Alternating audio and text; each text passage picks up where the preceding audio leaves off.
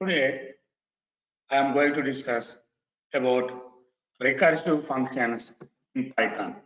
Recursive functions in Python. Already you know what is function.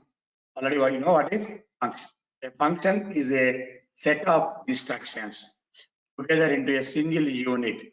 A unit is called as a function. But in these functions are other type of functions are called as a recursive function. What is recursion? Recursion means a function calling itself is called as a recursion.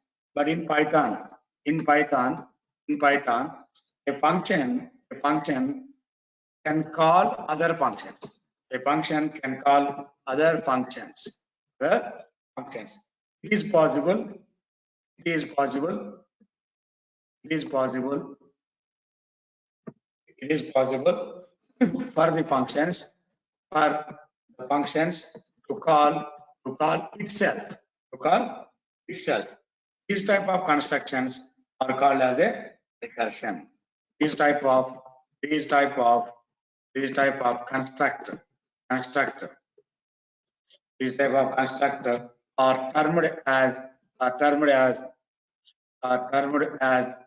recursion. Recursion function. These term of function as a recursion function. But the first one, what is a function? The call itself is called as a recursion. A function that calls itself. It is called a recursion. That is the second one. The third important point is every recursion function must have a condition, must have a base condition. Every recursion function must have a condition. Otherwise, function is executed infinite number of times. Every recursion function must have a base condition. This condition is used for the termination of the recursion function. Base condition that stops the recursion, or else the function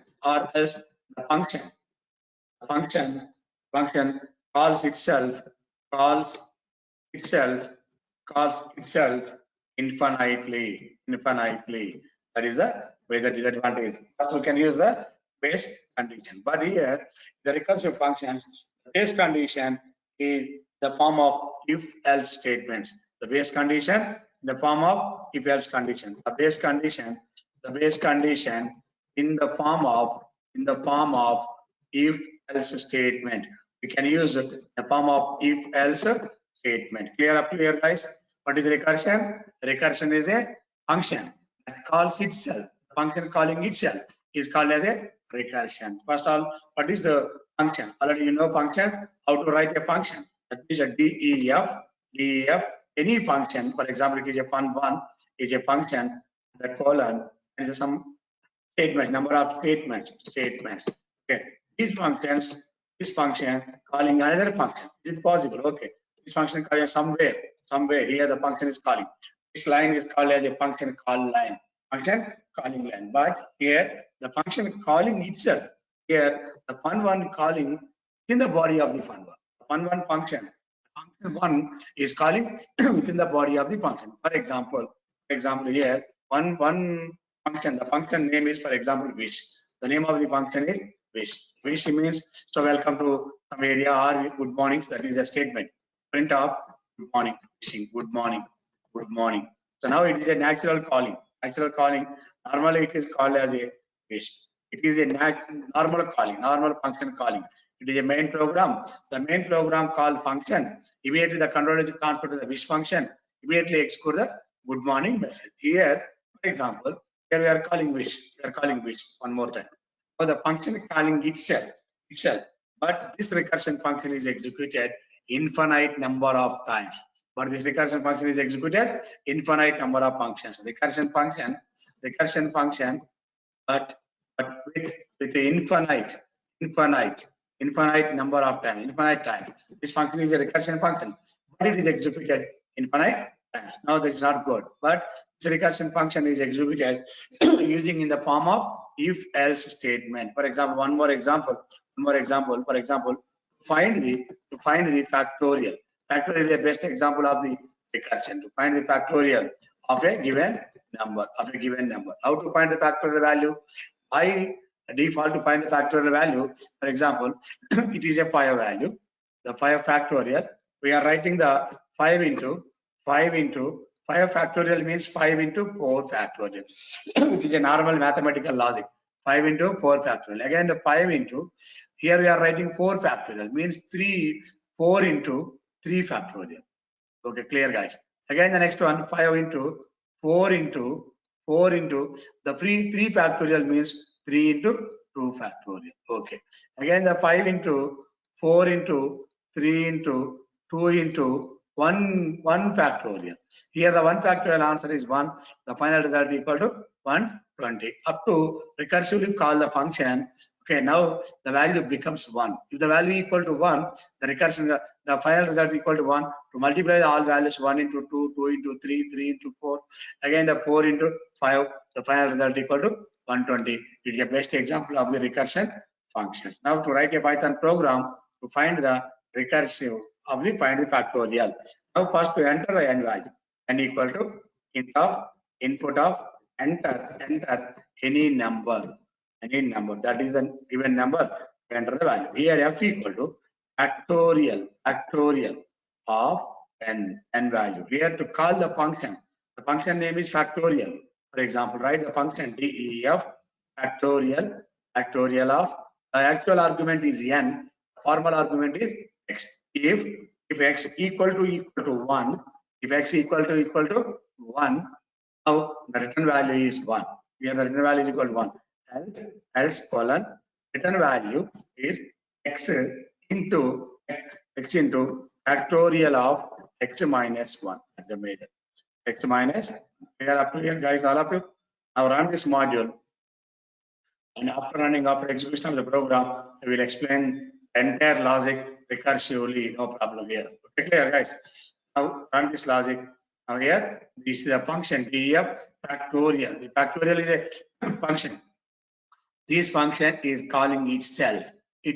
That means the factorial calling internally the function with the body of the function. Again, the function calling. This is their recursion. Clear? First execute this statement. Now this statement is enter the n value. And after executing the factorial value, function the factorial, call the factorial function. And the entire function returns the value is assigned to f. Okay, clear. And after assigning into the result of the result, now factorial value equal to comma f. Factorial value equal to comma f. This is the clear up to here guys. Now run the module. Now run this statement. So here to see the bottom of the screen, enter any number. Now we are finding the factorial value 5. The factorial value equal to 120. Okay, clear? The factorial value equal to 120. Your given number is 5. The result equal to 120. For example, here enter. So this is a first statement. This statement is n value. Now here this is a n value. Clear? Now n value. Clear. So now enter the n value. The n value is any number. The number equal to your entered number equal to 5. Okay, clear. Now the next one, factorial function is calling with 5. Factorial function is calling with 5. Now immediately the control is transferred to the factorial function. Now the factorial of what is the x value? Now the n value is copied to the x. Now here the x value equal to 5. Because whenever you are calling a factorial function, immediately the value of n is copied to x variable. Because n is the actual argument, the x is a formal argument. The values of actual arguments are copied to the formal argument. Now here the x value equal to 5. If x equal to 1, x value is 5. The 5 equal to 1. This condition returns the false value. This condition is false. So immediately execute the else block. Return fact x into. What is the value of x?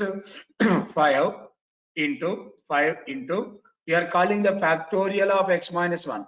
Factorial of x minus 1 means 5 minus 1. The 5 minus 1 is 4. Immediately the factorial function is calling with the value is 4. Now here the value of x equal to 4. Okay, guys. Now we are calling x equal to 1. X value is 4. 4 equal to 1. This condition returns a false value. False value, immediately execute the else block. Here the else block is x4 into factorial of 4 minus 1. That is equal to, we are calling the function is 3. Now immediately the control is transferred to factorial function. Now the factorial value, the x value equal to 3. Here the x value equal to 3. If x equal to 1, x is 3, the 3 equal to 1, this condition returns false value. Immediately execute the else block. Else block is first of all x value, x into 3 into factorial of x minus 1. X value is 3. 3 minus 1, 2. Here the calling the function is 2. Now the x value is 2. Immediately the control is transferred to factorial function, which the value equal to 2 only. If x equal to 1, x means 2 equal to 1, this condition returns false. So immediately the control is transferred to the else block. The else block is return x into x, and x means 2 into factorial of 2 minus 1. That is the factorial of 1. So now immediately x value is copied to n value is copied to x. Now the x value equal to 1. Check the condition. X value is 1. Check the condition. 1 equal to 1. This condition returns true. Stop the iteration. To stop the iteration, this condition returns true. Immediately execute this block. This block is written 1. Here, a factorial of x minus 1, that is a 2 minus 1, 1. The entire function returns the value 1. After returning value 1, to stop the iteration, immediately execute this expression. The expression is 1 into 2, 2 into 3, 6, 6 into 4, 24, 24 into 5, 120. This function returns the final value is 120. This 120 value is assigned to f. Here the f value is here. The f value is 120.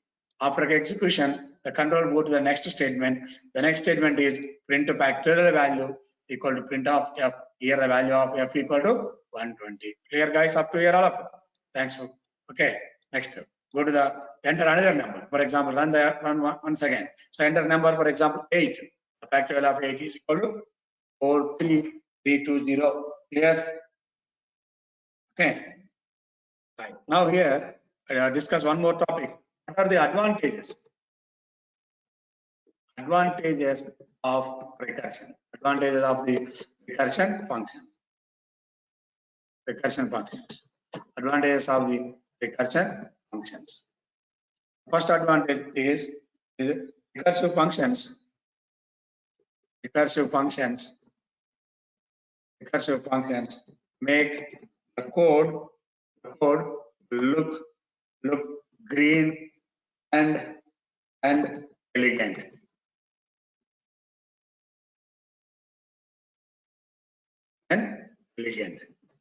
Here, next one is very important. A complex task can be broken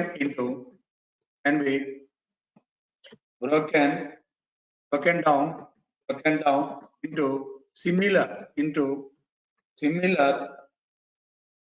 subproblems on the using recursive functions. Broken down into similar subproblems or subproblems. Okay, using recursion. Okay, guys. Okay. One more. Sequence generation is easier recursion function than using some nested iterations. The third one is sequence generation. Generation is easier with recursion.